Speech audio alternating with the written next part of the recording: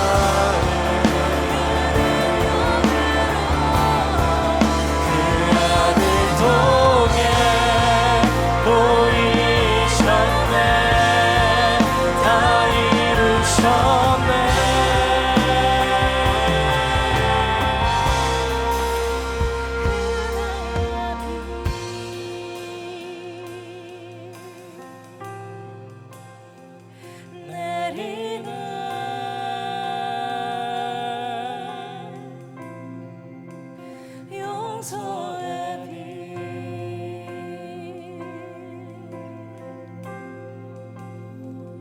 흐르는 은혜의 빛 은혜의 빛 이곳 가운데 내리는 영서의 빛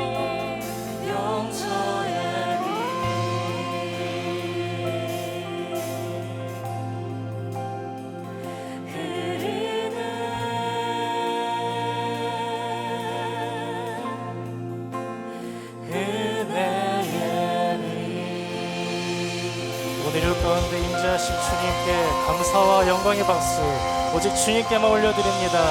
찬양받게 합당하신 주님, 주님의 이름을 찬양합니다.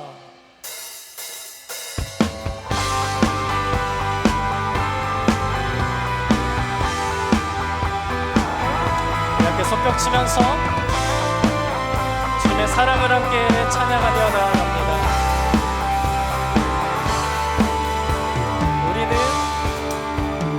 우리는 그리스도의 사랑을 알고 주님의 풍성하심을 닮아가네. 우리는 그리스도의 사랑을 알아 그 충만하심으로 세워지네.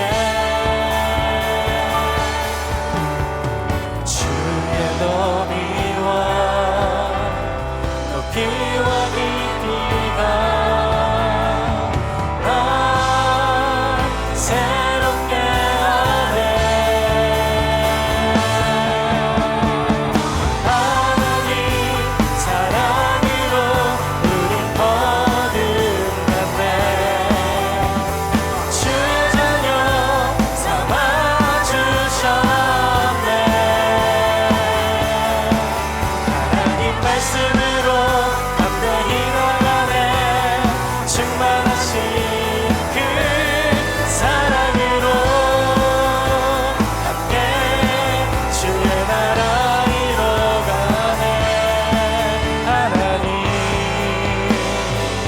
사랑으로.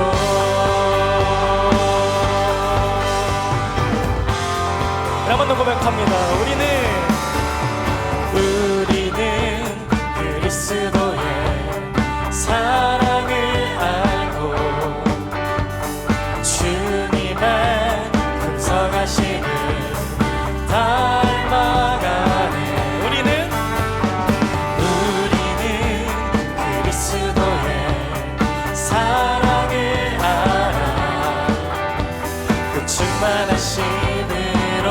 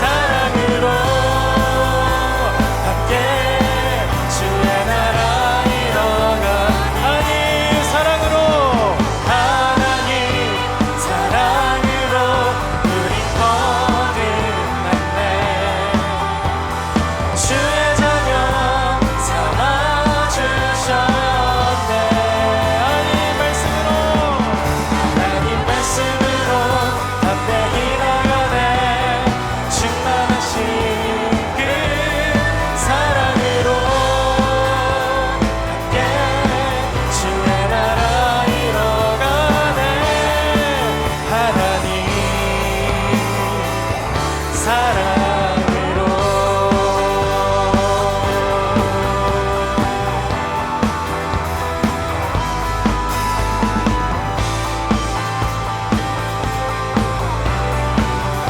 우리에게 충만한 사랑으로 채워주실 주님께 감사의 박수 올려드립니다. 네.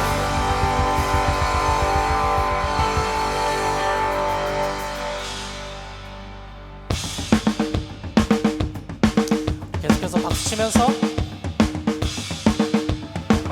찬양의 노래 되시며 이유 되신 주님, 그 주님을 함께 기쁜 마음으로 찬양하며 나아갑니다.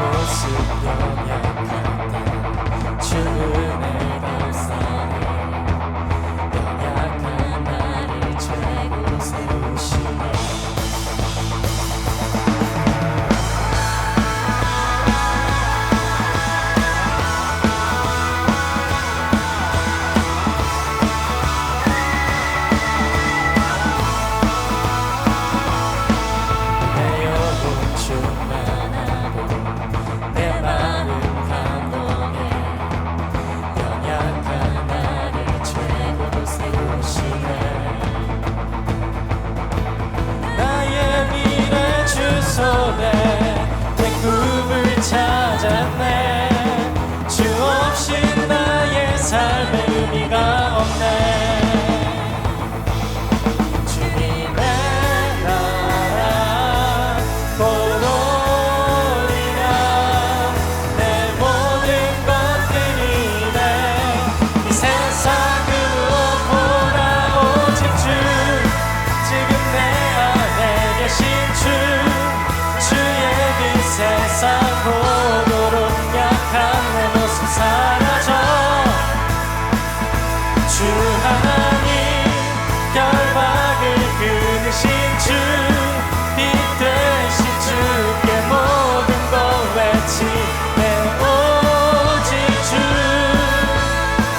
주 내게 생명 주고 내 삶을 비추네. 세상 모든 영광들이 주님께. 주님의 나라, 주님의 나라 보노리라. 내 모든 것들이 내 이 세상 그 무엇보다 오직 주, 지금 내 안에 계신 주, 주의 빛 세상 보도록 약한 내 모습 사라져. 주 하나님 결박을 끊으신 주, 빛 되신 주께 모든 것 외치네. 오직 주.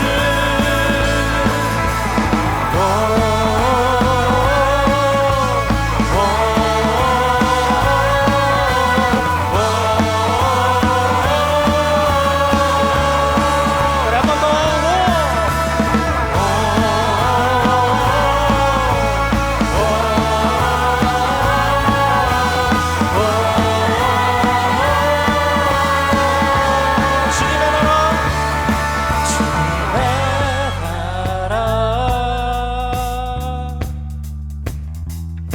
주님의 나라, 주님의 나라 보노리라. 내 모든 것들이 내 이 세상 그 무엇보다 오직 주, 지금 내 안에 계신 주, 주의 빛 세상 보도록 약한 내 모습 사라져. 주 하나님 결박을 끊으신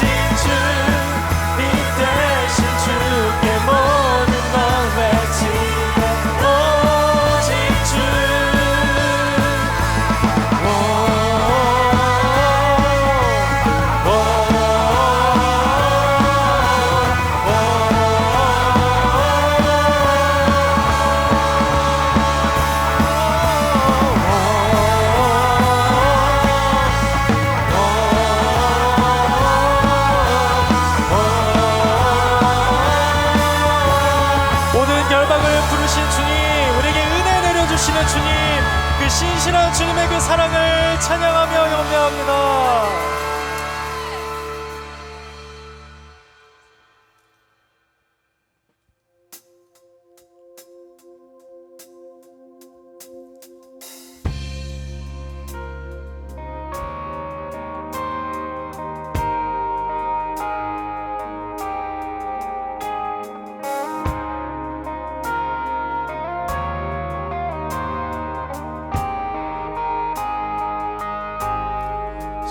시작됐네 우리 주님의 능력이 나의 삶을 다스리고 새롭게 하네 자유하네 죄와 사망으로부터 나의 삶은 변하고나 충만하네 은혜로다 주의 은혜 한량 없는 주의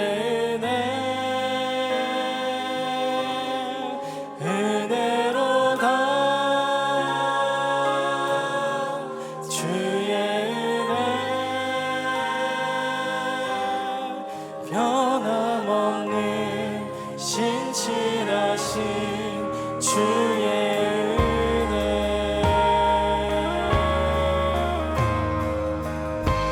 시작됐네 우리 주님의 능력이 시작됐네 우리 주님의 능력이 나의 삶을 다스리고 새롭게 하네 자유하네 죄와 사망으로부터 나의 삶은 변하구나 우리 함께 고백합니다 은혜로다 주의 은혜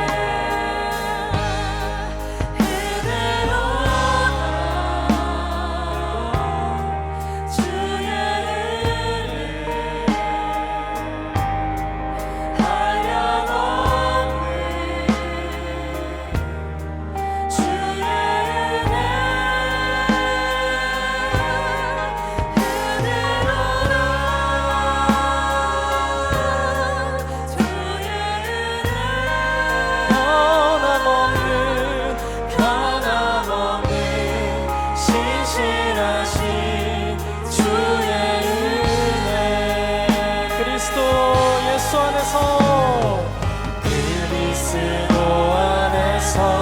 은혜의 풍성 하심을 따라 그분의 피로 죄 삼았습니다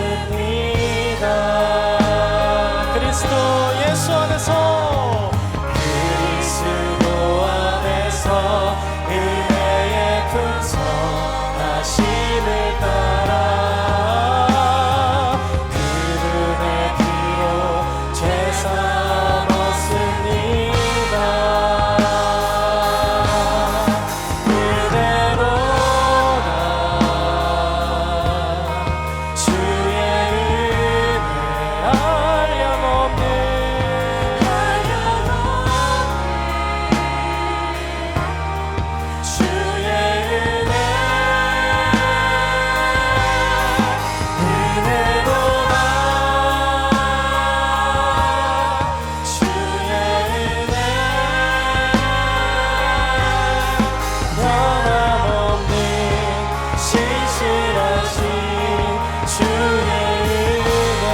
고백합니다. 그리스도 예수 안에서 그리스도 안에서 은혜의 풍성 하시는 그분의 피로 죄사함 없습니다.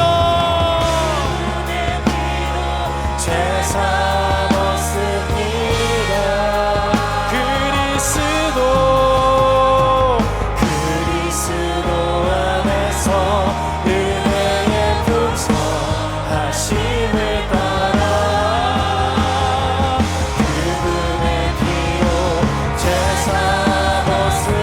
고백합니다. 은혜로다, 은혜로다.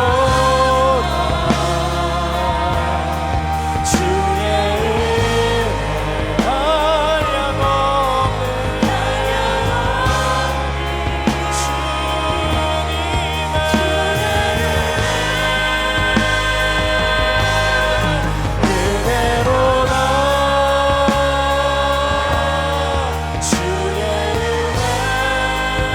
한량없는 다 함께 주님 앞에 두 손을 높이 들고 고백하십시다. 은혜로다, 은혜로다. 주의 은혜 한량없는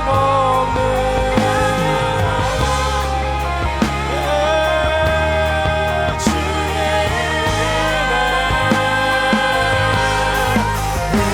은혜로다.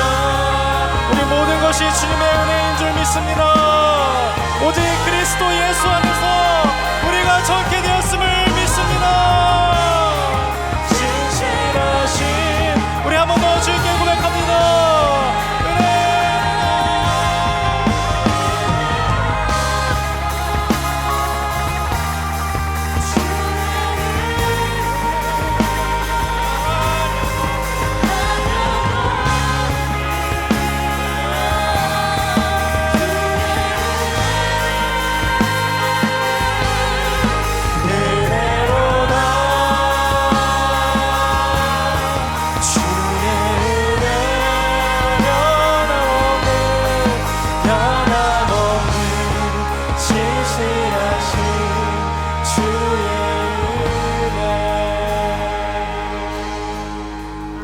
한 목소리로 주 앞에 기도하며 나아가실 때, 주님, 그렇습니다. 주님의 그 흘리신 보혈로 날 정결케 하시고 그분의 피로 우리가 죄사함을 받아서 예배드릴 수 있음에 주님 감사와 찬송을 주님께 올려드립니다. 주님, 이제 말씀을 듣습니다. 그 말씀 가운데 은혜로 주여 임재하여 주시옵소서. 우리의 상한 심령 가운데, 우리의 채워지지 않는 그 마음 가운데 주의 성령으로, 주의 능력으로 채워주시고 주의 은혜로 덧입혀 주셔서 온전히 주 앞에 나아갈 수 있는 거듭남의 자녀로서 주 앞에 나아갈 수 있는 우리 모두가 되게 하여 주시옵소서. 우리 다 함께 주의 이름 한번 부르짖고 주께 기도하며 나아갑니다. 주여,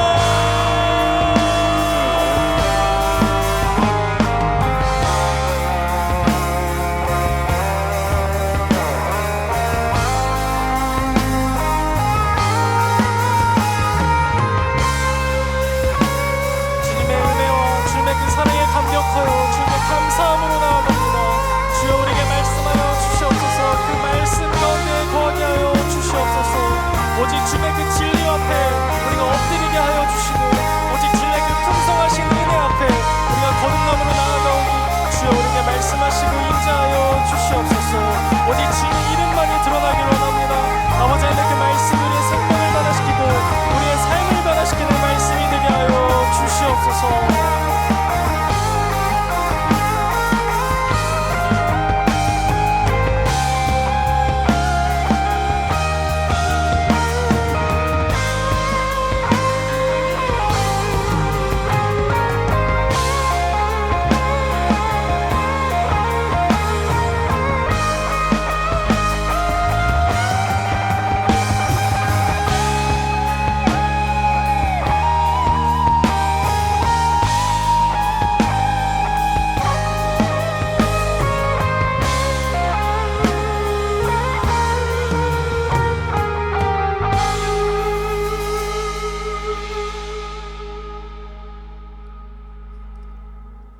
우리의 삶과 만물의 근원이 되시고 찬양과 영광 받으시기 합당하신 창조주 하나님, 저희를 거룩한 예배의 자리로 인도하심을 감사드립니다.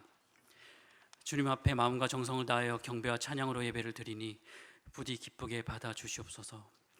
오늘 예배에 함께한 모든 이들을 축복해 주시옵소서. 예배 가운데 성령 하나님께서 함께 하셔서 주님의 영광을 가로막는 어떠한 마음과 생각도 모두 쫓아내 주시고 오로지 주님께 집중하는 예배로 인도하여 주시옵소서. 주님, 세상이 점점 냉랭해지면서 코로나 이후 잠시 비어졌던 자리가 아직 회복되고 있지 않습니다. 저희의 부족한 믿음을 용서해 주시고 이 자리가 다시 가득 찰 수 있도록 저희를 도와주시옵소서. 혹시 우리의 잘못이 떠나간 자들을 실족케 하였다면 회개하오니 용서해 주시옵소서. 세상 어떤 유혹이나 풍파가 와도 우리 동승교회 공동체가 흔들리지 않게 굳건히 지켜 주시옵소서. 이번 주는 특별히 민족의 명절 설날 기간입니다. 떨어져 있던 가족과 만나 서로의 안부를 묻고 즐거운 시간을 가질 수 있게 해주셔서 감사합니다. 하지만 명절일수록 저희가 돌아봐야 할 이웃이 있습니다. 고향을 찾아뵙지 못하는 분들, 가족 간 불화로 사이가 좋지 않은 분들, 육체적 경제적 어려움이 있는 분, 홀로 계신 분들, 또한 심리적으로 절망에 빠져 있는 분들 주변에 많이 있습니다. 잘 돌아보지 않았던 걸 회개합니다. 기쁠 때 먼저 이웃을 기억하고 그분들께 힘이 될 수 있는 더욱 성숙한 공동체로 성장시켜 주시옵소서. 또한 주님의 복음이 미치지 않는 머나먼 타지에 힘들게 사역하시는 전도자, 선교사님들께도 늘 함께 하시길 기도합니다. 지난 겨울 네팔과 태국을 통해 보여주셨던 선교의 비전과 사명을 저희가 늘 기억하고 잘 이어갈 수 있도록 도와주시옵소서. 우리를 대신해 헌신하는 선교사님들을 위해 기도하게 하시고 세상 모든 사람들이 주님을 찬양하는 날을 기대하며 인적, 물질적 지원을 계속할 수 있도록 우리를 인도해 주시옵소서. 우리 가까이 있는 북한의 동포를 위해 기도합니다. 지금도 북한에서는 목숨을 걸고 신앙생활을 한다고 들었습니다.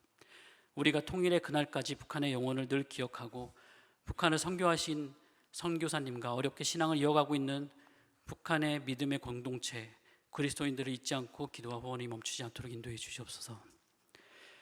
주님, 청년부와 교회학교의 겨울 수련을 앞두고 있습니다. 준비하는 손길에 성령님 함께 하셔서 은혜로운 수련회가 될 수 있도록 인도해 주시옵소서. 오늘 예배를 위해 기도합니다. 예랑 찬양팀과 은나노 성가대에서 준비한 찬양을 기쁘게 받아주셨고 이 찬양이 주님의 영광의 보좌에 닿기를 소망합니다. 찬양이 많은 성도들에게도 기쁨과 위로가 되게 인도해 주시옵소서. 주님께서 예비하신 이광재 목사님께서 말씀을 전하실 때에 성령님 함께 하셔서 능력의 말씀이 되게 하시고 말씀을 통해 주님의 뜻을 다시 깨닫게 해 주시옵소서.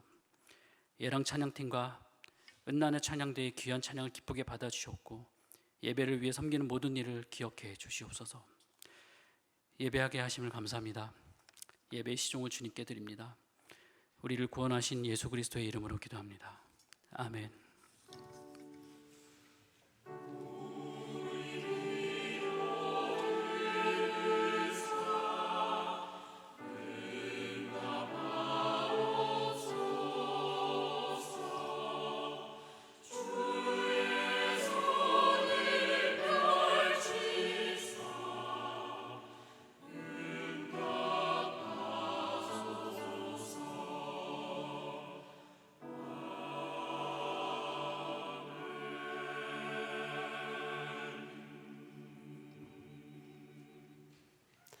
이제 우리에게 주시는 하나님의 말씀을 받도록 하겠습니다. 오늘 우리에게 주시는 말씀은 신약성경 빌립보서 1장 12절에서 26절입니다. 형제들아, 내가 당한 일이 도리어 복음 전파의 진전이 된 줄을 너희가 알기를 원하노라. 이러므로 나의 매임이 그리스도 안에서 모든 시위대 안과 그 밖의 모든 사람에게 나타났으니 형제 중 다수가 나의 매임으로 말미암아 주 안에서 신뢰함으로 겁없이 하나님의 말씀을 더욱 담대히 전하게 되었느니라. 어떤 이들은 투교와 분쟁으로, 어떤 이들은 착한 뜻으로 그리스도를 전파하나니 이들은 내가 복음을 변증하기 위하여 세우심을 받은 줄 알고 사랑으로 하나, 그들은 나의 매임에 괴로움을 더하게 할 줄로 생각하여 순수하지 못하게 다툼으로 그리스도를 전파하느니라. 그러므로 무엇이냐, 거칠애로 하나 참으로 하나 무슨 방도로 하든지 전파되는 것은 그리스도니 이로써 나는 기뻐하고 또한 기뻐하리라. 이것이 너희의 간구와 예수 그리스도의 성령의 도우심으로 나를 구원에 이르게 할 줄 아는 고로 나의 간절한 기대와 소망을 따라 아무 일에든지 부끄러워하지 아니하고 지금도 전과 같이 온전히 담대하여 살든지 죽든지 내 몸에서 그리스도가 존귀하게 되게 하려 하나니 이는 내게 사는 것이 그리스도니 죽는 것도 유익함이라. 그러나 만일 육신으로 사는 이것이 내 일의 열매일진대 무엇을 택해야 하는지 나는 알지 못하노라. 내가 그들 사이에 끼었으니 차라리 세상을 떠나서 그리스도와 함께 있는 것이 훨씬 더 좋은 일이라. 그렇게 하고 싶으나 내가 육신으로 있는 것이 너희를 위하여 더 유익하리라. 내가 살 것과 너희 믿음의 진보와 기쁨을 위하여 너희 무리와 함께 거할 이것을 확실히 아노니 내가 다시 너희와 같이 있으므로 그리스도 예수 안에서 너희 자랑의 나로 말미암아 풍성하게 하려 함이라. 이것은 하나님의 말씀입니다. 이제 우리 은나노 찬양대가 준비한 노래로 하나님께 찬양 드리겠습니다.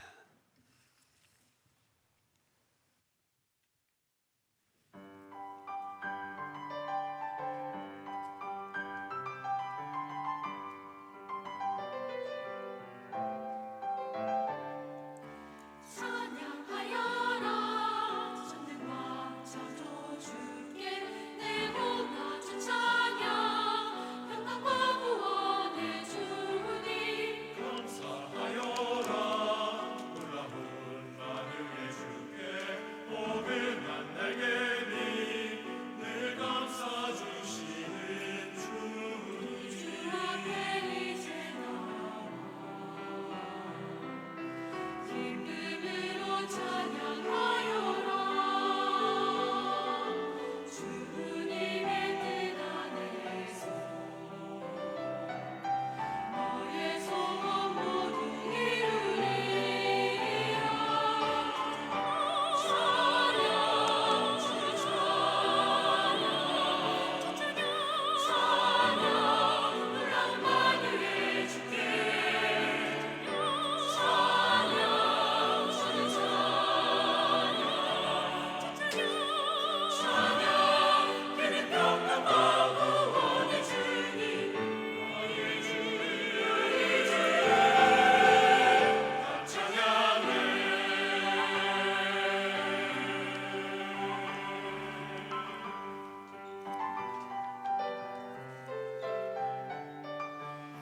찬양하여라 온몸과 마음으로 이 세상 만물이 모두 주 앞에서 찬양 기뻐하여라 존귀한 그 사랑을 또 감사하여라 늘 함께 하시니 모두 주 앞에 이제 나와 기쁨으로 찬양하여라 주님의 뜻 안에서 너의 소원 모두 이루리라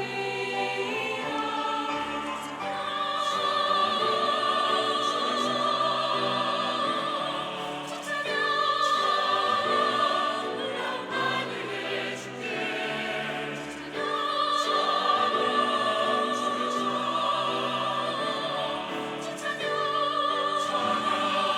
그는 평강과 구원의 주님이 나의 다 찬양해 다 찬양해 다 찬양해 다 찬양 주님을 찬양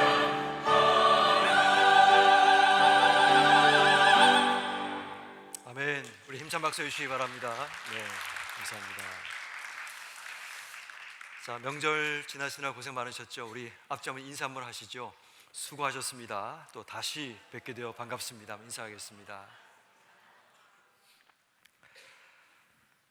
제가 한 얘기로 오늘 설교를 시작하려고 합니다.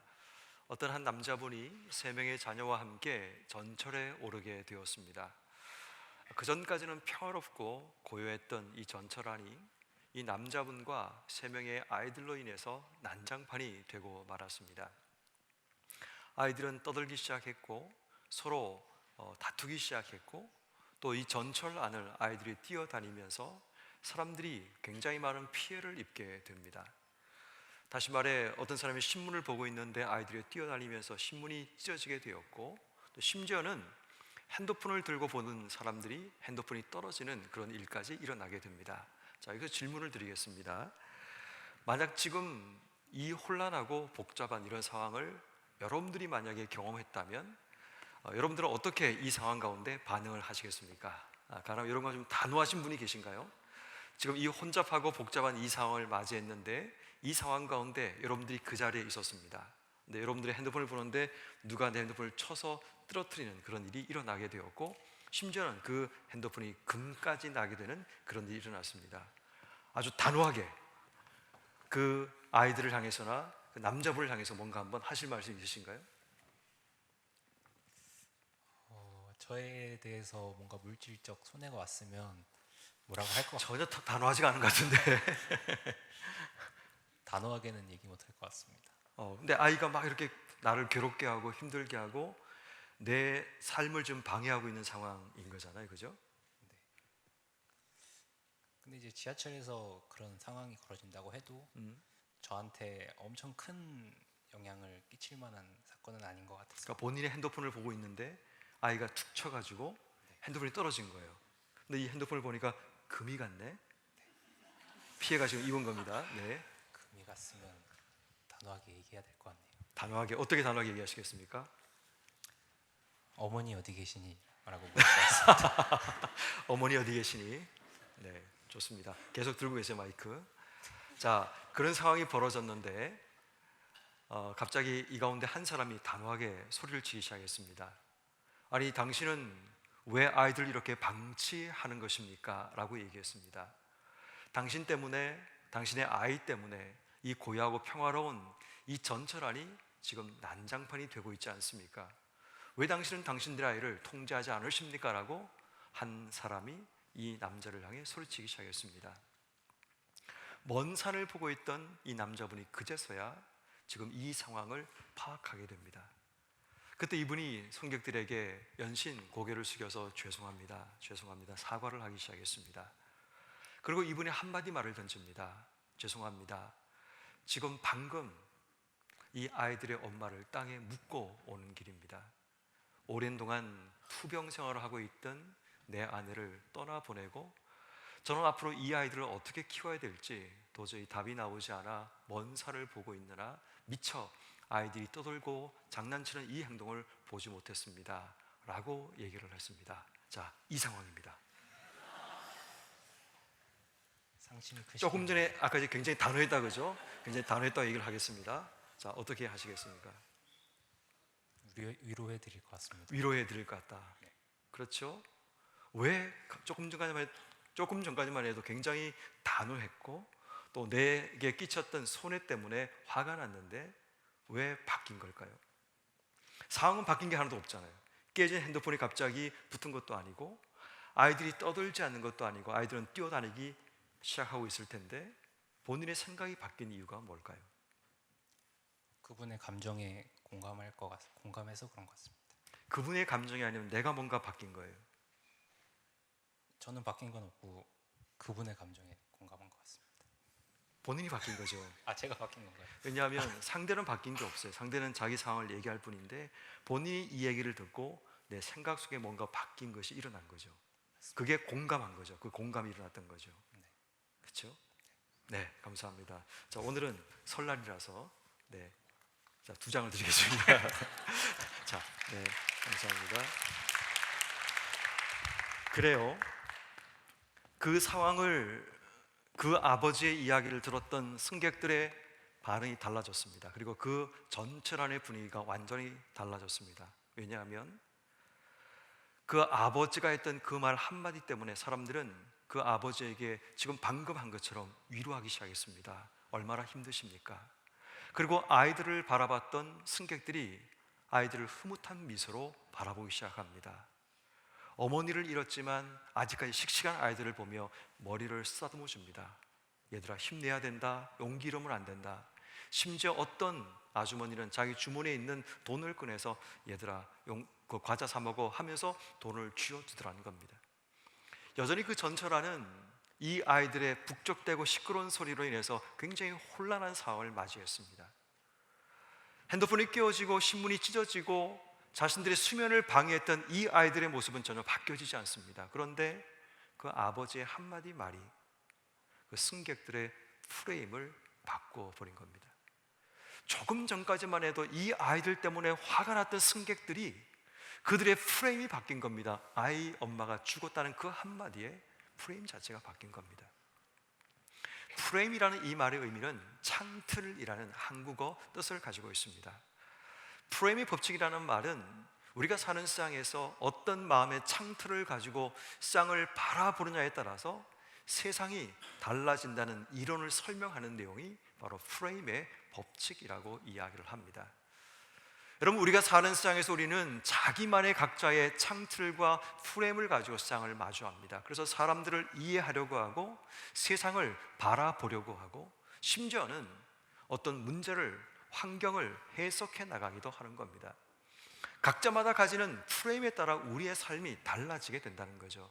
여러분, 이런 얘기 들어보셨습니까? 철수와 영수가 길을 가다가 이제 교회를 가고 있었습니다. 그때 갑자기 철수에게 이런 의문 하나가 생겼습니다. 영수에게 질문을 합니다. 영수야, 혹시 기도하다가 담배 펴도 돼? 라고 질문을 했습니다. 그래서 영수가 글쎄 잘 모르겠네 라고 얘기하자 영수가 하는 말이 그럼 목사님께 물어보자 라고 얘기를 했습니다. 그래서 철수가 용기를 내어서 목사님께 찾아왔습니다. 목사님, 기도 중에 담배 펴도 됩니까? 라고 질문하자 목사님 얼굴이 굳어지기 시작했습니다. 그리고 이 철수를 막 혼내기 시작했습니다. 철수 씨, 아니 기도 중에 담배를 피다니 무슨 말을 그렇게 합니까? 기도는 하나님과의 대화의 시간인데 그 시간에 그 담배를 피다니 말이 안 됩니다. 지금 그렇게 살고 있는 거예요? 하면서 막 혼내기 시작했습니다. 그리고 풀이 죽었던 철수가 돌아와서 영수에게 그 상황을 이야기합니다. 그러니까 영수가 기다려봐, 내가 목사님 찾아뵐까 하면 얘기해 볼게. 목사님을 찾아갔습니다. 그리고 이렇게 묻습니다. 목사님, 담배를 피다가 기도해도 됩니까? 라고 질문을 했습니다. 그래서 목사님께서 이 말을 듣고 환한 미소를 보이시면서 형제님, 기도는 어느 때나 할 수 있습니다. 비록 담배를 피다가 하나님이 기억나면 담배를 잠시 내려놓고 하나님께 기도하면 됩니다. 좋은 생각입니다. 혹시라도 만약에 그런 상황이 벌어질 때 하나님이 기억나면 하나님께 기도하십시오 라고 얘기를 했다고 합니다. 똑같은 상황 아닙니까? 근데 어떤 잣대에 두고 바라보냐에 따라서 우리의 생각과 우리의 답변이 달라진다는 겁니다. 오늘 성경 말씀에 보니까 12절 말씀에 사도 바울이 자신의 당한 일에 대해서 소개하고 있습니다. 여기서 말한 자신이 당한 일이라는 것은 자기에게 일어났던 고통스럽고 힘들었던 일을 이야기합니다. 여러분들도 살다 보면 우리가 당했던 수많은 일들이 있죠. 우리가 당했다는 표현을 쓸 때는 그 표현 자체는 우리가 힘들었던 것, 상처 입었던 것, 어려웠던 것, 이런 것을 이야기할 겁니다. 그 자신의 당한 일이 어떤 것인가를 13절과 14절 말씀해 보니까 사도 바울은 자신의 매임에 대한 부분이라고 이야기합니다. 지금 사도 바울은 감금 상태에 있는 상황입니다. 이 감금 상태라는 것은 육신이 묶였음을 의미하는 겁니다. 근데 육신이 묶인다는 것은 단순히 몸만 묶이는 게 아니라 마음도 묶이고 생각도 묶이고 우리의 삶도 묶이는 겁니다. 여러분 생각해 보십시오. 경제적인 어떤 매임이나 묶임이 있다면 단지 돈이 없다는 게 문제가 아니라 우리의 마음도 묶이고 생각도 묶이고 우리의 삶도 묶이게 됩니다. 혹 여러분 가운데 건강이 묶인 분이 계십니까? 건강이 묶이면 이 건강 때문에 마음도 묶이고 모든 생활도 묶여버리게 되는 일이 벌어지게 됩니다. 다시 말해 우리 인생 가운데 매임이라는 것은 결국 우리의 삶을 꽁꽁 묶어버리는 어떤 상처와 고통과 아픔을 의미하는 겁니다. 다시 말해 매임이라는 건 내가 당한 일이라는 것은 절대로 우리 인생 가운데 긍정적인 분야가 아닙니다. 부정적인 영역이고 때로는 내 삶에 끔찍하고 숨기고 싶은 그런 영역에 불과한 내용이라는 겁니다. 자, 그런데 자기 인생 가운데 자신의 매임과 자신이 당한 일에 대해서 사도 바울이 보이고 있는 반응이 우리의 상식과는 조금 다르게 반응하게 됩니다. 12절에 이렇게 기록합니다. 나의 당한 일이 복음 전파의 진전이 될 줄로 알미라 라고 얘기합니다. 분명히 부정적인 상황인데 자신이 당한 일이 복음 전파의 진전이 될 수 있다라고 얘기합니다. 14절 말씀에 나의 매임 때문에 형제의 다수가 담대하게 하나님 말씀을 전하게 되었다라고 얘기합니다. 자신에게 일어났던 그 부정적인 상처되는 아픈 고통스러운 그 경험이 자기 인생 가운데 유익하게 되었다라고 사도 바울이 지금 말을 하고 있습니다. 어떻게 이런 일이 벌어졌을까요? 이유는 한 가지입니다. 그의 프레임이 바뀌어졌기 때문입니다.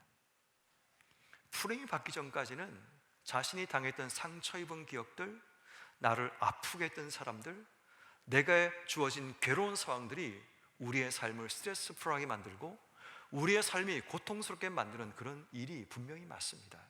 그런데 사도 바울이 프레임이 바뀌게 되자 그가 이 상황과 문제에 대해서 반응하는 그 내용이 달랐다는 겁니다. 그 다음 사도 바울이 어떻게 프레임이 바뀌었는가를 설명한 성경에 오늘 본문에 기록되고 있는데 20절, 21절 말씀을 보면 분명하게 설명하고 있습니다. 이렇게 말합니다. 살든지 죽든지 내 몸에서 그리스도가 존귀하게 되기를 원하노라 라고 얘기합니다. 21절 말씀에 보니까 내 안에 사는 이 그리스도니 죽는 것도 유익하다라고 말합니다. 이 두 말씀의 공통점이 뭔지 아십니까? 그리스도입니다. 그리스도를 위해서, 그분을 존귀케 하는 일을 위해서 내 삶이 죽는 것도 사는 것도 중요하지 않다고 얘기합니다. 내 안에 사실은 예수 그리스도, 그분을 계속 살게 하기 위해서 내가 죽는 것도 내 인생에 아무것도 아니라고 얘기합니다. 그의 인생의 프레임 자체가 바뀝니다. 그 전까지는 내가 살기 위한 것이 내 인생의 프레임이었는데 예수를 믿고 주를 위해서 일을 하면서 그의 프레임이 바뀝니다. 그리스도를 위해서 사는 것, 그리스도를 존귀케 하는 것, 내 속에 사는 예수님을 위해 사는 것이 내 인생의 중요한 프레임으로 바뀌어지는 순간 그의 삶의 모든 상황에 대한 해석이 바뀌어지는 놀라운 일들이 일어나고 말았다는 겁니다. 여러분 인생은 어떠십니까? 지금 내게 주어지는 모든 상황과 문제와 어려움과 나를 메고 있는 수많은 인생의 끈들과 나를 실패와 좌절로 이끌고 있는 수많은 문제들 앞에 왜 우리가 좌절하고 절망한 줄 아십니까? 여전히 세상적인 잣대와 기준과 프레임을 가지고 우리의 삶을 들여다보고 있기 때문입니다. 만약 우리 인생의 프레임이 바뀌지 않으면 우리 매일마다 나의 당한 일로 인해 내 인생에 찾아오는 수많은 매임 때문에 절망하고 낙심하며 인생의 삶을 살 것입니다. 근데 만약 여러분 인생 가운데 프레임이 바뀌어진다면 여러분들은 이제 새로운 시각으로, 새로운 관점으로 주어진 삶을 살아가게 되는 겁니다. 그런데 문제는 프레임을 바꾼다는 것이 절대로 쉬운 일이 아니라는 거죠. 우리가 지금 마음속에 결심 안 나고 나는 내일부터 프레임 바꿀 거야, 그런다 바꿀 수 있을까요? 그렇지 않습니다. 어느 한 지역에 한쪽에는 붕어빵을 파는 장사가 있었고 또 오른 그 반대편에는 국화빵을 파는 한 장사가 있었습니다. 두 사람이 서로 마주보고 장사를 하다 보니까 누가 더 많이 팔린가를 서로 잘 알게 된 거죠. 그때 이 국화빵 이 틀이 붕어빵 틀을 보게 되었습니다. 그런데 수많은 사람들이 이 붕어빵을 사기 위해 줄을 서는 그 모습을 보게 되었습니다. 어떻게 해서 사람들이 이 붕어빵을 사갈까 보니까 붕어빵은 정말 붕어처럼 생겼습니다. 그리고 그 안에 보니까 이 앙꼬도 그 안에 있는 모습을 보게 되었습니다. 사람들은 붕어빵을 가지고 머리부터 먹을까 꼬리부터 먹을까 서로 상의하면서 재밌게 이야기하는 것을 보게 되었습니다. 그렇지만 자기의 모습을 보니까 국화빵이지만 국화 모양을 담지도 않고 그냥 평범한 맛을 지닌 빵이라는 사실을 알게 되었습니다. 그때 결심합니다. 나는 내일부터 붕어빵을 찍어 팔 거야. 결심을 합니다. 그리고 마음속에 소원도 가집니다. 그리고 하나님께 간절히 기도도 했습니다. 내일이 밝았습니다. 어떻게 되었을까요? 여전히 국화빵은 국화빵을 찍어내게 되었습니다. 왠지 아십니까? 프레임이 바뀌어지지 않았기 때문입니다. 프레임이 바뀌지 않으면 내가 소원한다고, 내가 마음속에 원한다고, 내가 결단한다고 바뀌어지지 않습니다. 프레임을 바꾼다는 것은 내 삶을 뜨거운 용광로 속에 나를 던져서 내 삶이 가루가 되는 죽음의 일들이 일어나야 되는 겁니다. 국화빵들이 붕어빵 틀로 바뀌기 위해서는 내 삶이 아주 천도가 넘는 용광로 속에 들어가서 내가 완전히 녹아지고 죽어지는 이 경험이 반드시 따라와야 됩니다. 그 다음에는 어떻게 되는지 아십니까? 당금질이 필요합니다. 두들겨 펴고 때리고 내 형태를 버리고 새로운 형태를 만들기 위해서는 당금질을 받아야지만 이 새로운 형태의 그의 삶이 주어지게 된다는 겁니다. 그럼 우리가 프레임을 바꾼다는 것이 내가 오늘 결심해서 나는 내일부터 바꿀 거야, 바뀐다고 바뀌는 거 절대 아닙니다. 왜 우리가 안 되는 줄 아십니까? 프레임을 바꾸기 위해서는 철저히 내 삶이 죽어져야 되는데, 내 삶이 녹아져야 되는데, 수많은 고통과 아픔을 받아내야 되는데, 수많은 당금질과 같은 망치로 치는 일들이 내 삶 속에 일어날 때, 이것이 하나님 나를 바꾸시기 위한 영적인 프레임이라는 사실을 받아들이고 그것을 내가 이해할 때 내 삶이 바뀌는 겁니다. 근데 갑자기 생각으로 결심한다고 되는 것이 아니라는 겁니다. 여러분, 우리 인생은 프레임의 변화가 필요합니다. 정말 여러분들이 살고 있는 인생의 프레임에서 그리스도 중심적인 프레임으로 우리 인생이 바뀌는 것, 이것이 우리에게 필요하다는 겁니다. 그래야지 여러분 인생에 새로운 일들이 일어나기 때문입니다. 오늘 성경 말씀해 보니까 사도 바울이 영적인 프레임이 바뀌어지고 나자 그의 삶에 중요한 두 가지 일이 일어나게 됩니다. 그 첫 번째는 자신 주변 사람들을 바라보는 시선이 달라지게 됩니다. 오늘 성경 말씀은 25절 말씀, 26절 말씀을 오늘 본 말씀을 보면 15절 말씀을 보십시오. 15절 말씀에 보니까 사도 바울이 지금 감옥 속에 감금되고 났을 때 초대교회 안에 두 가지 사람들의 부류가 발생되게 됩니다. 하나는 투기와 분쟁으로 그리스도의 복음을 전하는 자들이 있었고, 또 하나는 착한 뜻으로 그리스도의 복음을 전하는 자들이 생겨나게 됩니다. 여기서 말하는 착한 뜻이라는 것은 사도 바울과 의견을 같이 하고 그를 돕는 조력자들을 이야기합니다. 그런데 문제는 교회 안에서 투기와 분쟁으로 그리스도를 전파하는 자들이 생겨나게 됩니다. 이런 자들이 누군가를 17절 말씀에 보면 사도 바울의 매임으로 인해서 그에게 괴로움을 더하게 하는 자들이었습니다. 자신이 감옥소에 감금되어 있는 이 상태를 비난하고 공격하고 그를 힘겹게 하고 상처를 주는 자들의 무리가 바로 여기서 말하는 투기와 분쟁으로 그리스도를 전하는 자들이었습니다. 사도들 없는 사이에 그들이 교회 안에 주도권을 잡으려고 하는 자들이었고, 사도안의 방식을 싫어하고 대적하고 반대했던, 한마디로 말하면 라이벌 같은 자들입니다. 이들이 이런 기회를 통해 자신들이 원하는 대로 자신들의 방식대로 교회를 이끌어 가고자 하는 그런 자들이었습니다. 그래서 성경은 이렇게 말을 17절을 보니까 순수하지 못한 동기를 가졌다라고 얘기합니다. 다툼으로 그리스도를 전파한다고 얘기합니다. 그들의 동기도 그들이 쓰는 방법도 사도안에 볼 때는 옳은 것이 아니었습니다. 여러분, 우리가 이런 상황을 맞이할 때 내가 쌓았던 모든 것을 한꺼번에 물거품처럼 흐트러 버리고 올바른 길로 인도하는 그 세력들, 그 모임들을 잘못된 길로 인도할 때 우리 마음속에 화가 나기 시작하고 그들을 보고 싶지 않고 그들과 손절하고 싶은 마음이 우리 속에 생겨나게 됩니다. 그런데 패러다임이 바뀌고 프레임이 바뀌고 나자 사도 바울이 하는 말이 달라집니다. 18절 말씀, 그는 이렇게 말합니다. 거칠애로 하나, 참된 것으로 하나, 전파되는 것은 그리스도니 내가 기뻐하고 또한 기뻐하리로다 라고 이야기를 합니다. 그가 뭘 지금 얘기하고 있는가 하면 꼭 내 방식대로 하지 않을지라도, 내가 원하는 동기대로 일하지 않을지라도 그가 지향하는 것이 그리스도라면, 그가 똑같이 교회를 사랑하고 주를 위해서 일하고 있다면, 내 방식이 아닐지라도, 내가 원하는 동기가 아닐지라도 그들을 받아들이고 그들과 함께 일하는 것이 기쁜 일이다라고 고백하고 있다는 겁니다. 이 말을 한마디로 말하면 자신의 라이벌을 동력자로 바라보는 시선이 형성되게 됩니다. 어떻게? 그리스도 중심적인 프레임이 그의 속에 세워졌기 때문입니다. 우리끼리 있을 때는 누가 맞냐 틀리자가 결정돼야 됩니다.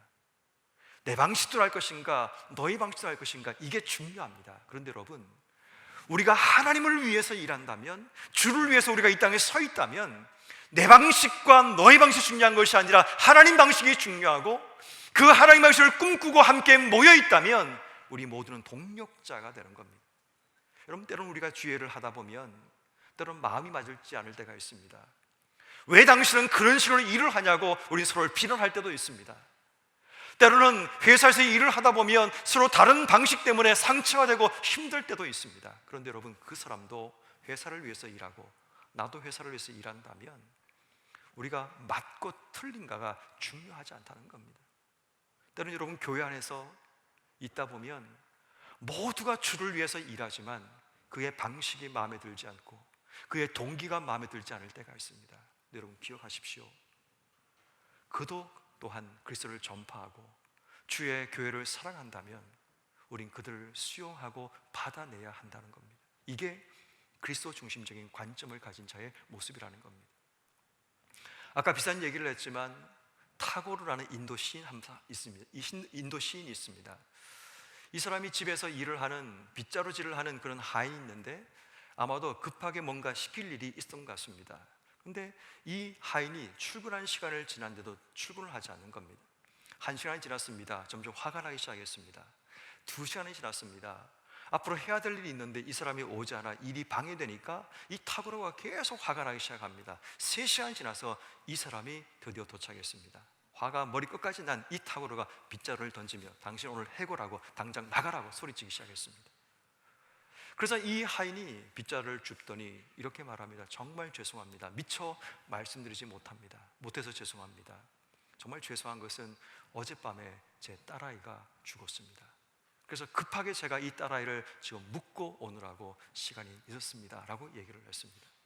그때 타고르는 자신에게 이렇게 말합니다. 사람이 이렇게 잔인할 수도 있구나 라는 생각을 가졌답니다. 그리고 그는 그 사람을 바라보면서 불쌍히 여기는 그 마음이 그의 속에 생겨났다고 그렇게 고백을 합니다. 아무것도 달라진 것이 없습니다. 여전히 그 사람은 3시간 늦게 왔고 자신의 삶에 문제가 일어난 것은 분명히 맞습니다. 그런데 생각과 프레임이 바뀌어지니까 그 사람이 아닌 자신의 악함을 들여다보는 그런 일이 일어나게 되었다라고 얘기를 합니다. 성도 여러분, 우리 청년 여러분, 우리 살다 보면 관계 문제 때문에 참 많이 힘들 때가 있습니다. 마음에 들지 않는 사람, 손절하고 싶은 사람, 나와 생각과 동기가 맞지 않는 사람, 늘 일하는 방식이 나와 틀려서 나와 대립되는 그런 사람들을 볼 때마다 우린 참 많이 힘들고 어렵습니다. 그런데 여러분 기억하셔야 됩니다. 그 사람의 문제도 분명히 있겠지만 그리스도 중심적인 우리의 프레임이 바뀌어지게 되면 그 사람도 수용해서 함께 하나님 나라를 향해 걸어가야 될 사람이라는 사실을 우리가 알게 되는 겁니다. 여러분 모두의 삶이 이 프레임이 바뀜을 통해 주변 사람을 용납하고 함께 하나님 나라를 만들어가는 일에 쓰임받는 여러분 모두가 되기를 주 여러분을 축원합니다. 두 번째 여러분 프레임이 바뀌면 또 하나의 변화가 일어나죠. 그것은 바로 나를 바라보는 시선이 바뀌어지게 됩니다. 이런 말이라는 짐승이 언제부터 인간들과 함께 있는지 아십니까? 6만 년 전부터 말이라는 존재를 사람들이 인식하기 시작합니다. 물론 그전에도 말은 있었습니다. 그런데 문제는 사람들이 말을 가까이 하지 못했다는 거죠. 그렇지만 사람들이 유럽과 아시아를 다니면서 말이라는 존재를 인식하기 시작한 것이 6만 년 전입니다. 그리고 사람들은 이 말이 포악하지 않음을 알게 되었고 말을 사냥해서 죽여서 말 고기를 먹으며 생활을 영위해 나가게 됩니다. 그렇게 시간은 흘러갑니다. 그러다가 6,000년 전부터 사람들이 말의 숨은 기능을 알게 됩니다. 말의 안장에다가 물건을 싣고 옮길 수가 있고 말이 길들여져서 사람이 탈 수 있는 짐승이라는 사실을 알게 됩니다. 그리고 전쟁에 나갈 때 말을 타고 싸우면 전쟁에서 엄청난 이익이 있음을 알게 됩니다. 그때부터 사람들은 말을 먹지 않고 말을 타기 시작하고 말을 이용하기 시작했습니다. 똑같은 말이었지만 이 말의 기능을 모를 때는 죽여서 자신이 원하는 용도로 이용하는 그런 우리의 모습이었다가 말에 숨어있는 기능을 알고 난 뒤부터는 말을 타고 말을 이용하는 것으로 바뀌었다는 거죠. 여러분 우리의 존재도 마찬가지입니다. 하나님 안에서 하나님의 눈으로 나를 바라보지 않으면 나라는 존재가 쌍적인 기준에 따라 뭔가 이기고 얻는 것에 집중하지만 내가 하나님의 눈으로 나를 바라보게 되면 내 속에 숨어있는 그 부분들을 볼 수 있게 되는 겁니다. 오늘 성경 말씀에 보면 사도 바울은 자신의 매임이라는 상황에 붙들리게 됩니다. 여러분 생각해 보십시오. 사도 바울은 하나님 복음 전하는 사람입니다. 그런데 지금 자신이 감금 상태에 있다 보니까 복음 전하는 일들이 막혀버렸습니다. 그런 지금까지 3차에 걸쳐서 전도행을 하면서 수많은 곳에 교회를 세우고 하나님 복음을 전했던 사람입니다. 근데 지금 상황은 어디를 갈 수 없는 상황에 봉착하고 말았습니다. 그래서 성도를 돌보고 목양하는 사람이었는데 더 이상 성도를 돌보지도 못하는 그런 상황을 맞이하게 되었습니다. 이 상황이 어떤 상황이냐면 내가 원하는 대학에 들어가지 못합니다. 내가 원하는 직장에 들어가지 못합니다. 내가 꿈꾸는 것마다 다 막히고 다 묶여버린 상황이 일어나고 말았습니다. 내 삶에 더 이상 주를 위해서 일할 수 있는 시간도 없고 건강도 없습니다. 하나님께 드릴 물질도 내 삶 속에 없습니다. 이런 상황이 내 앞에 올 때 우리는 어떤 생각이 드냐면 나는 쓸데없고 나는 무가치하고 무능력하다는 생각이 내 속에 들게 되죠. 사도 바울의 상황이 똑같습니다. 하나님 복음 전해야 될 사람이 복음 전하지 못하고 주를 위해서 전도해야 될 사람이 전도하지도 못하고 갇혀있는 이 상황이 얼마나 답답하고 얼마나 고통스럽고 얼마나 힘들었겠는가라는 겁니다. 그 상황에 충분히 절망할 수 있고 자기만의 껍질 속에 갇혀 자신을 점점 죽어가게 만들 수 있는데 사도 바울은 다르게 해석하기 시작합니다. 오늘 보면 24절 말씀에 이렇게 말합니다. 내가 육신으로 사는 것이 너희에게 유익이다 라고 얘기합니다. 26절 말씀에 그는 이렇게 말하죠.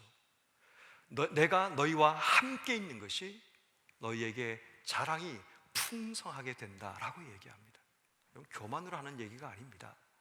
지금 사도 바울은 자기의 자존감에 대한 회복이 일어나고 있다는 겁니다. 어떻게? 그리스도 중심적인 관점으로 자신을 바라보니까 자신이 사람들에게 유익되는 존재이고 사람들에게 자랑거리라고 이야기를 하고 있다는 겁니다.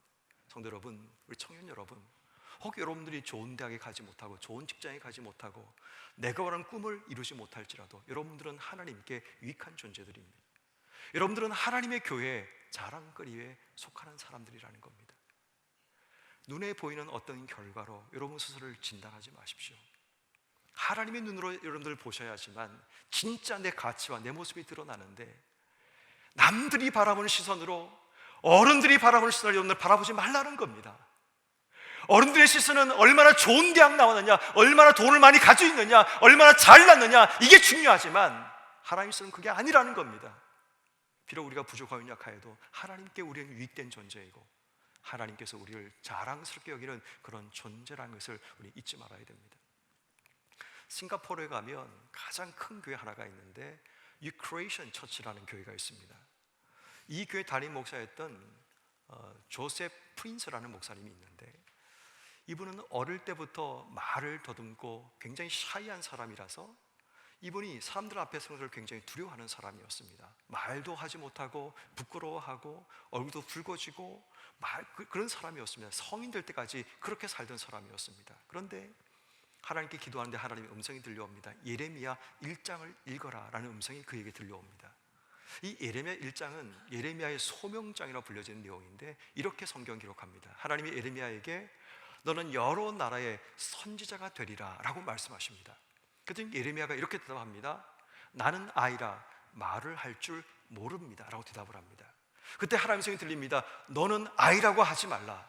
내가 너를 보내면 가고 내가 너에게 명령하면 말할지어다 라고 하나님 말씀하십니다. 그리고 하나님이 약속을 주시는데 이렇게 말씀하십니다.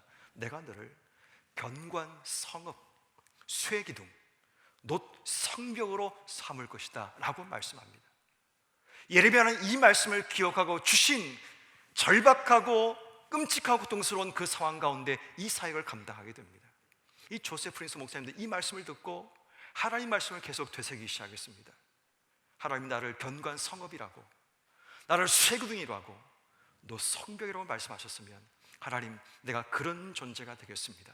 두려워하는 마음들을 내려놓고 나는 쇠기둥이고 나는 너 성벽이라고 매일마다 외치며 그의 삶을 다시 한번 새롭게 자화상을 만들어가기 시작했습니다. 그랬더니 하나님이 그의 삶에 담담을 주셨고 이 싱가포르에서 가장 큰 교회를 담임하는 목사로 세우셨고 담대하게 하나님 말씀을 전하는 설교자로 세우셔서 그의 설교를 통해 수많은 영혼들이 하나님께 돌아오는 기적을 만드는 사람으로 세웠다는 그런 간증이 있습니다.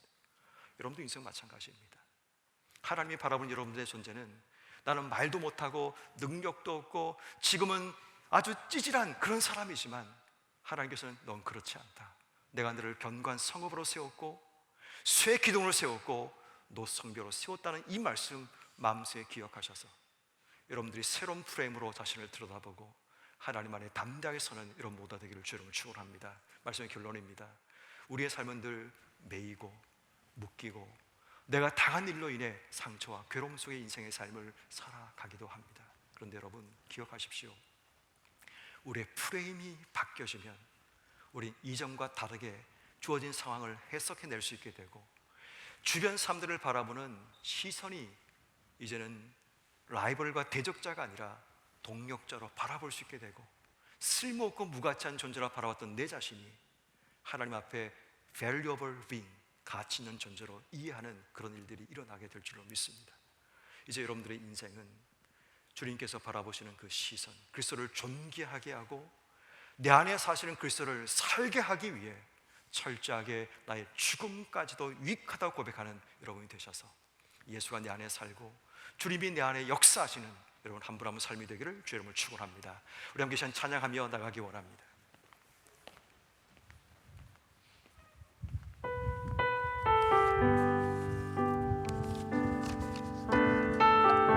예수로 산이란 찬양입니다. 알 수 없는 보이지 않는 끝도 없는 막막함.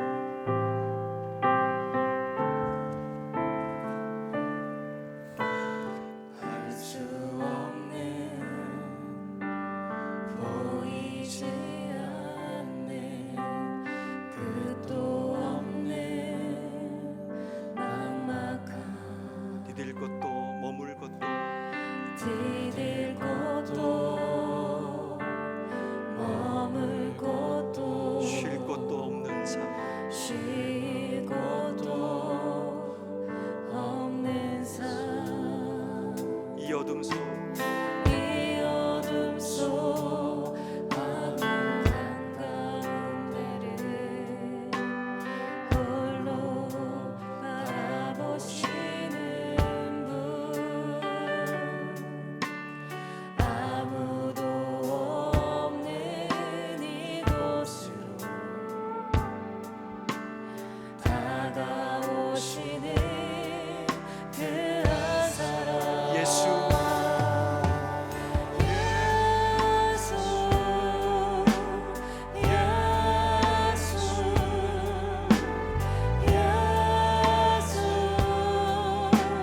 살리시는 분 예수로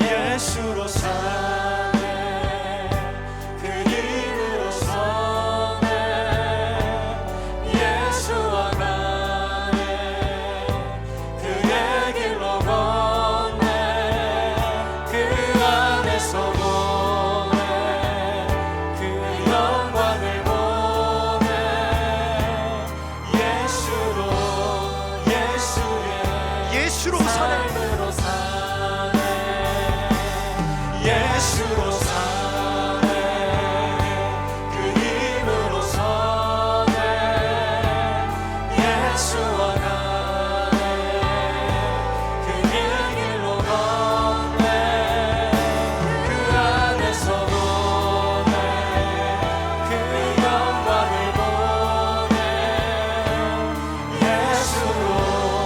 예수의 삶으로 주신 말씀 기억하며 기도하기 원합니다. 하나님 오늘 이 시간에 우리의 모든 삶이 완전히 프레임들에 녹아지고 깨어져서 영광에 드러나는 삶이 되시기를 저는 기도해 나가십시다.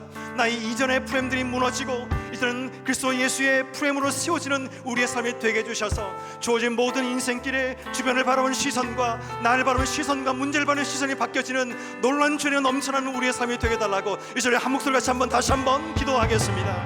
하나님 주 앞에 기도하며 간구합니다. 주신 말씀 기억하며 사는 주를 선택하는 문제 주시길 바랍니다. 하나님 아버지 내 모습을 이제 하나님 우리의 문제를 나를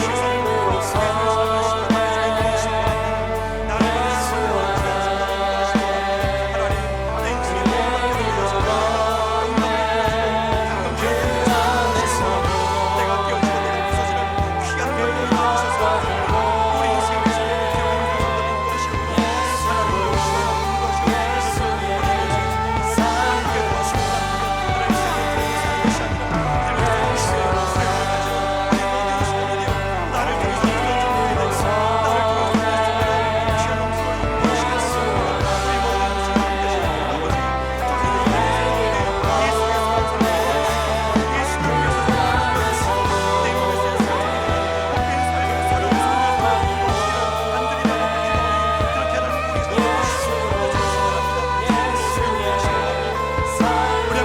고백합니다. 예수로 사네. 예수로 사네 그 힘으로 서네 예수와 나네 그 얘기로 걷네 그 안에서 보네 그 영광을 보네 예수로 예수의 삶 예수로 사네. 예수로 사네 그 힘으로 서네 예수와 가네 그 얘기로 걷네 그 안에서 보네 그 영광을 보네 예수로 예수의 삶으로 사 우리 다 함께 자리에 일어나셔서 예수의 제자되어 함께 찬양하겠습니다. 우리를 부르신 예수님 앞에 우리를 택하신 내 주님 앞에 두려움의 금을 내려두고 예수께로 나갑니다. 빛으로 부르신 예수님 앞에 소금이 되라신 내 주님 앞에 그 심의 그물을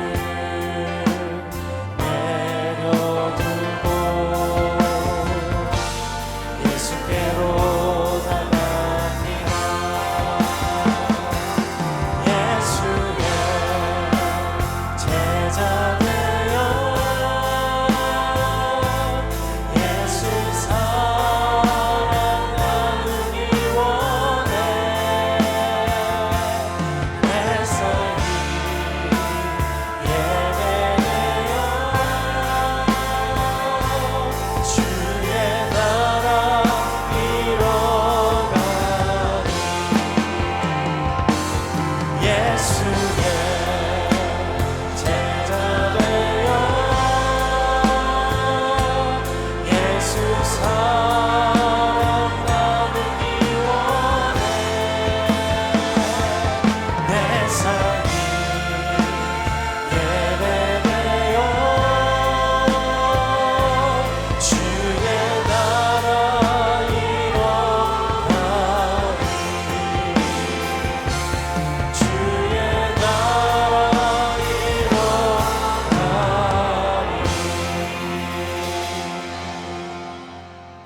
참 좋으신 사랑의 하나님 아버지, 예수의 제자 되어 주님 나라 이 땅속에 꿈꾸며 걸어가는 주의 청들과 성도들을 기억해 주셔서 우리를 통해 하나님 나라 이 땅속에 세워지게 하시고 주 영광이 우리를 통해 드러나는 복된 삶이 되게 하여 주옵소서.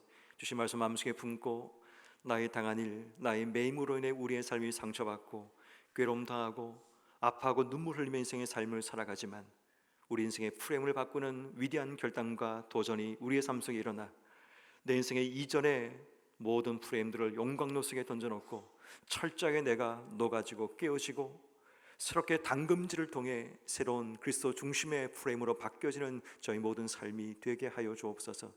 우리 인생의 문제도 이제는 새롭게 해석해 내게 하시고 내 주변 사람들을 바라보는 시선도 달라지게 하시고 나를 바라보는 관점도 바뀌어져서 내가 얼마나 그리스도 안에 존귀하고 가치 있는 존재를 아는 죄가 우리에게 있어서 주신 모든 삶의 자리에서 하나님께 영광 돌리고 나를 통해 그리스도가 존귀케 되는 복된 삶을 살아가는 저희 모두가 되게 하여 주시옵소서.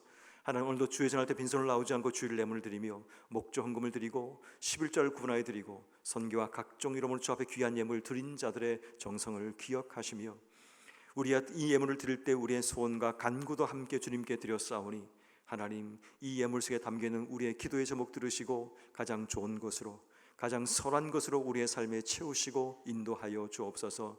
젊은 청들의 가는 길에 때로는 가로막힘이 있고 홍해와 같은 우리를 가로막는 대적들이 우리 앞에 있을지라도 우리의 삶이 포기하고 절망하고 낙담하는 것이 아니라 주 앞에 기도하고 하나님이 여시는 홍해를 마른 땅으로 바꾸시는 하나님의 기적을 매일마다 우리의 삶에서 경험하는 복된 삶이 되게 하시고 물된 동산처럼 날마다 우리의 삶을 채우셔서 가라지 않도록 넉넉하게 인도하신 하나님을 만나는 저희 모두가 되게 하여 주옵소서. 우리가 가야 될 인생의 미래와 우리의 비전과 우리가 소망하는 모든 일들마다 우리 하나님이 가장 좋은 곳으로 인도하셔서 세상의 기준이 아니라 하나님의 기준으로 우리를 세워가시는 하나님의 능력과 은혜를 매일마다 경험하는 주의 청년 우리 성도의 삶이 되게 하여 주시옵소서. 이제는 우리 주 예수 그리스도의 은혜와 하나님 아버지의 무한하신 사랑과 성령님의 감동 감화가 둔 역사하심이 주신 하나님 말씀 마음속에 품고 주신 모든 삶의 자리에서 이제는 프레임을 바꾸고 그리스도 중심의 프레임으로 주어진 삶을 살기로 다짐하는 우리 동성의 모든 성도들 머리 위에 그들이 일하는 직장과 또 하는 모든 사업과 또 그들이 걸어가는 모든 인생길을 위해 하나님 세우신 이 나라 이민족 한국교회 위에 이제부터 영원토록 함께 하시기를 간절히 축원하옵나이다. 아멘.